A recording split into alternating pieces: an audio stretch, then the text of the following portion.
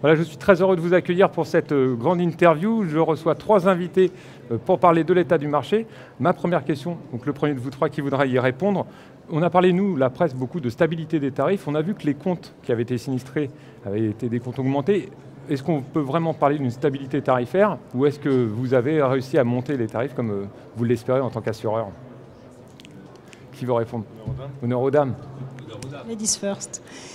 Stabilité tarifaire assez relative. Je pense qu'il faut distinguer par ligne de business. Effectivement, il y a des lignes qui sont assez stables, d'autres qui continuent quand même de suivre un effet baissier.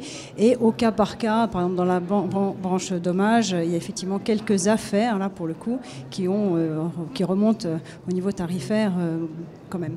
Donc une stabilité relative, tout dépend de la branche et tout dépend des affaires et de la sinistralité de chaque affaire et de l'activité. Monsieur Mazurel, justement sur le dommage, vous avez vous aussi la même conclusion? Alors nous on ne fait que du dommage, donc je ne peux pas vous parler pour les autres lignes. Je dirais qu'il y a plusieurs choses qui sont des facteurs importants. La sinistralité, comme vous l'évoquiez, la présence dans des zones à haut risque catastrophe naturelle, c'est toujours un facteur très important. Et les clients qui ont beaucoup d'exposition dans ces zones-là, c'est difficile de garder des prix aujourd'hui. Le prix de la réassurance augmente beaucoup lorsqu'il y a des grosses expositions. Il y a un autre point qui me semble important, c'est toutes les problématiques de carence fournisseurs. Suite à la Thaïlande, il y a eu beaucoup de clients sinistrés et des gens qui ont des gros besoins de carence fournisseurs aujourd'hui. C'est difficile de conserver des prix. Et justement, sur la carence fournisseur, c'était le grand sujet de la marée 2012. 2013, on voit que c'est toujours le grand sujet. Comment vous avez réagi en tant qu'assureur? Est-ce que vous avez réussi à faire des produits adaptés, à mettre les capacités sur le marché, à répondre à la demande des risk managers? Est-ce que vous avez le sentiment d'y être parvenu? Je crois que c'est un petit peu prématuré. Ce n'est pas en quelques mois qu'on va résoudre le problème des supply chains et des carences fournisseurs.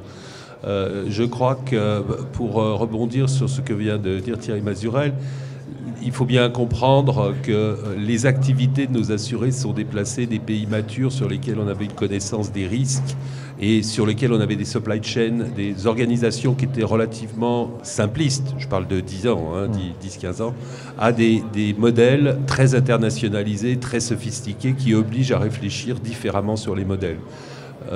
D'autre part, la supply chain est aujourd'hui, on est dans ce qu'on appelle l'agility supply chain, c'est-à-dire la supply chain qui change en permanence, qui donne donc des complexités difficiles à résoudre, qui fait que à partir du moment où vous n'avez pas une visibilité parfaite, vous avez toujours des problèmes de capacité. On essaye de répondre au mieux aux besoins, mais ça ne peut pas être total. Ça veut dire que vous êtes obligé de limiter des garanties pour des problèmes de visibilité justement, ou d'adapter les polices? Alors je dirais que quand vous ne savez pas du tout, ou quand votre client a du mal à imaginer, à comprendre sa supply chain en entier, c'est très compliqué de donner des grosses garanties. À l'opposé, lorsque sa chaîne d'approvisionnement est bien comprise, là vous pouvez développer des capacités importantes parce que vous avez une vraie vision du risque et de la qualité du risque. Donc c'est un sujet qui va se gérer sur les prochaines années, enfin c'est un sujet long terme. On voit que les répercussions de Sandy vont durer longtemps, comme la Thaïlande et le Japon avaient duré longtemps. Véritablement, c'est un sujet qui s'installe dans le temps, d'après vous, la supply chain? Oui, je pense que c'est plus qu'un sujet à la mode, c'est une vraie préoccupation actuelle des risques managers. Effectivement, la difficulté de l'exercice, c'est quand même de pouvoir quantifier et peser le risque. L'ouragan Sandy également, pour les assurés américains, va poser effectivement un vrai problème également de suivi, de tracking, notamment des marchandises. Et donc là, des fournisseurs, que ça s'enchaîne, et on a beaucoup de mal à calculer les expositions au risque après plusieurs rangs d'intervention de fournisseurs.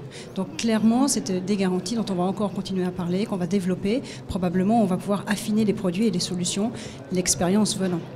Madame Charon, on va rester avec vous parce que vous avez fait une grosse communication. C'est un autre sujet de cette AMRAE sur les ETI. Voilà, alors, les grands risques, on a l'impression de descendre peut-être un cran en dessous, c'est-à-dire que maintenant, on s'intéresse à des entreprises qui sont très importantes, qui n'entraient pas avant dans vos spectres, qui commencent à y rentrer. Quelles vont être vos méthodes d'intervention, votre stratégie pour ces entreprises-là? Vous adaptez des produits grands comptes à ces entreprises ou au contraire, vous prenez en compte leurs spécificités? Vous allez réagir comment? Alors, les ETI sont donc les entreprises à taille intermédiaire. On ne parle pas de la toute petite PME. Ce sont déjà des bonnes opérations qui ont de temps en temps, voire de plus en plus souvent, des expositions à l'international et qui ont besoin d'être accompagnés avec des solutions effectivement qui sortent des frontières. Donc oui, nous, Zurich, jusqu'ici, assureur grand compte, nous descendons sur le segment des PME, PMI, et ce qui est un vrai accompagnement pour développer nos activités dans les régions. Et donc nous allons adapter nos produits, nos solutions, nos services, nos outils également. Nous allons également former nos souscripteurs pour s'intéresser à des risques, des expositions plus petites, plus simples peut-être, et surtout développer des solutions plus simples qui vont permettre aux entreprises de pouvoir dialoguer avec les assureurs et trouver des solutions qui étaient jusqu'ici, on va dire, un peu plus, non pas basiques, mais on va pouvoir mettre à leur disposition des solutions plus fines, plus affûtées, avec aussi beaucoup d'innovation, puisque nous avons un regard mondial sur les expositions au risque qui peuvent également être transposées sur le marché français. Il y a véritablement un marché à conquérir sur ce niveau-là. Il y a des entreprises qui étaient vraiment entre deux eaux, monsieur Van Santen. Alors moi, entre deux eaux, j'ai pas la même problématique que Anne, tout simplement parce qu'au sein du groupe Allianz, on assure via Allianz France et déjà tout un portefeuille très très important dans cette activité et qui date des années et des années. Donc nous travaillons pour nous AGCS, qui est la filiale grand risque, uniquement sur le segment des, ce qu'on appelle les grands comptes, les ICB, International Corporate Business, qui sont généralement les grandes affaires. Les autres, ce segment étant traité depuis de longue date par Allianz France. D'accord, mais vous pouvez apporter une expertise sur l'internationalisation, par exemple, de ces sociétés? Oui, alors nous, on continue de traiter l'internationalisation au sein de AGCS. Quand ce sont des gros besoins internationaux, c'est nous qui intervenons. Je dirais qu'un petit peu les grands comptes par rapport à ce qu'on fait sur les plus petites entreprises, c'est un petit peu on fait un peu de haute couture ou du prototype par rapport à de l'industrialisation. Donc c'est vrai qu'on apporte une expertise et on fait des cross-fertilisation, comme on dit, entre l'expertise que l'on acquiert sur les marchés, sur l'évolution des analyses de risque, et puis ce que l'on peut redescendre pour les très petites entreprises ou les PME, PMI. Oui. D'accord. Donc là, vous êtes trois concurrents finalement rassemblés à la même table. On voit que le marché continue d'accueillir quelques nouveaux entrants. Quel sentiment vous avez justement sur l'état de la concurrence sur le marché de l'assurance des grands risques? Et là, vraiment des assureurs. Juste reprendre 2 secondes là-dessus, puisque c'est pour rebondir et faire la boucle avec ce que vous disiez au début sur les problématiques internationales de supply chain, c'est qu'aujourd'hui quand même, il y a des nouveaux entrants, des nouvelles capacités. Mais des sociétés capables, comme d'ailleurs mes 2 collègues, de faire des grands programmes internationaux et avec une expertise internationale et avec des guichets pour distribuer le produit, parce que la capacité, c'est pas suffisant.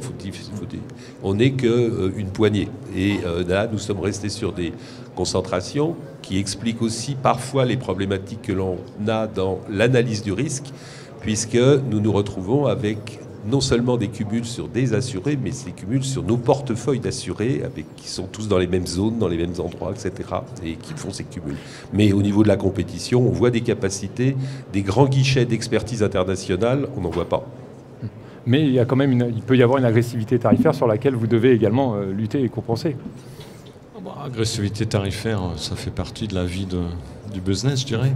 Mais pour rebondir sur ce que disait Thierry, je crois qu'aujourd'hui, des acteurs qui sont capables de servir des clients partout dans le monde, d'émettre des polices partout dans le monde, on n'en voit pas beaucoup de nouveaux.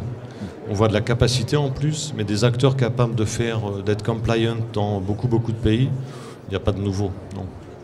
Donc une concurrence qui, finalement... Du moins, pas en apparition et pas sur les lignes basses. En excess, on peut encore se retrouver sur des programmes, mais pas sur les lignes basses. Très bien.